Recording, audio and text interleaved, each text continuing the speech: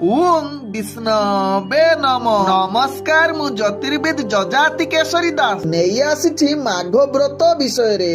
ତେବେ ଏହି ମାଘ ବ୍ରତ କରିଲେ କଣ ଲାଭ ମିଳିବ ଏବଂ ଏହା କେଉଁ ଦିନେ ପଡୁଛି, ତେବେ ସମସ୍ତ ପ୍ରକାର ତଥ୍ୟ ଏହି ଭିଡିଓରେ ଆସନ୍ତୁ ଜାଣିବା। ମାଘ ମାସ ବ୍ରତ ଯାହାକି ସନାତନ ଧର୍ମର ଏକ ଗୁରୁତ୍ୱପୂର୍ଣ୍ଣ ଆଧ୍ୟାତ୍ମିକ ଯାହାକି ବ୍ରତ ବୋଲି ବିବେଚନା କରାଯାଏ। ମାଘ ମାସକୁ ଆଧ୍ୟାତ୍ମିକ ସାଧନା ତପସ୍ୟା ମୁଖ୍ୟ ପ୍ରାପ୍ତ ପାଇଁ ବିଶେଷ ଭାବରେ ଶୁଭ ବୋଲି ବିବେଚନା କରିବା ସହିତ ଧାର୍ମିକ ବିଶ୍ୱାସ ଅନୁସାରେ ଏହି ପବିତ୍ର ମାସରେ ଦେବତା ମାନେ ଭୂମିକୁ ଅବତରଣ କରନ୍ତି। ବିଶେଷ କରି ପ୍ରୟାଗରାଜ ସଙ୍ଗମ କୂଳରେ ଦିବ୍ୟ ସ୍ନାନ କରନ୍ତି। ତେଣୁ ଏହି କାରଣରୁ ମାଘ ମାସର ସ୍ନାନ ଦାନ ଜପ ତପସ୍ୟା କଳ୍ପବାସ ଅତ୍ୟନ୍ତ ପୁଣ୍ୟ ବୋଲି ବିବେଚନା କରାଯାଏ।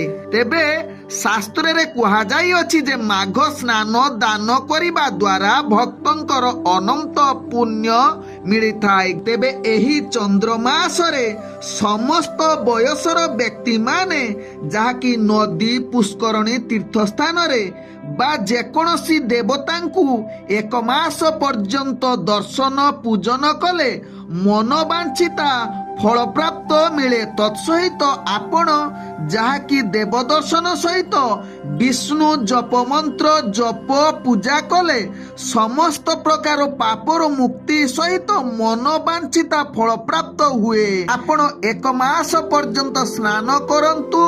ତେବେ ଆପଣ ଯଦି ପ୍ରୟାଗରାଜରେ ପ୍ରାପ୍ତ ସ୍ନାନ କରିପାରୁନାହାନ୍ତି, ତେବେ ଆପଣ ଯେଉଁଠି ବି ନଦୀ ପୁଷ୍କରଣୀ ସ୍ଥାନରେ ଯଦି ଆପଣ ସ୍ନାନ କରୁଛନ୍ତି ତତ୍ସହିତ ବ୍ରତ କରୁଛନ୍ତି, ଆପଣଙ୍କୁ ଅନେକ ଫଳ ପ୍ରାପ୍ତ ମିଳିବ, ଯାହା ମାଘ ମହାତ୍ମ୍ୟରେ ଲେଖାଯାଇଛି। ତତ୍ସହିତ ଏହି ଏକ ମାସ ପର୍ଯ୍ୟନ୍ତ ଆପଣ ରାତ୍ରିରେ ଆକାଶକୃତ ଦୀପ ଦାନ ଏବଂ ହବିଷ ଅନ୍ନ ବିଷ୍ଣୁ ପୂଜନ ଗାୟତ୍ରୀ ଜପ ମନ୍ତ୍ର ଏବଂ ମାଘ ମହାତ୍ମା ପାଠନ କଲେ ଆପଣ ଯେକୌଣସି ଇଚ୍ଛା ରଖନ୍ତୁ ନା କାହିଁକି ସେ ଇଚ୍ଛା ନିଶ୍ଚିତ ପୂର୍ଣ୍ଣ ହେବ, ଯାହା ଶାସ୍ତ୍ରରେ ଉଲ୍ଲେଖ କରାଯାଇଅଛି। ତେବେ ଏ ବର୍ଷ ଯାହାକି ଆରମ୍ଭ ହେଉଛି ମାଘ ବ୍ରତ ଜାନୁଆରୀ 4 ତାରିଖ ପାଖରୁ, ତତ୍ସହିତ ଶେଷ ହେଉଛି ଯାହାକି ମାଘ ପୂର୍ଣ୍ଣିମା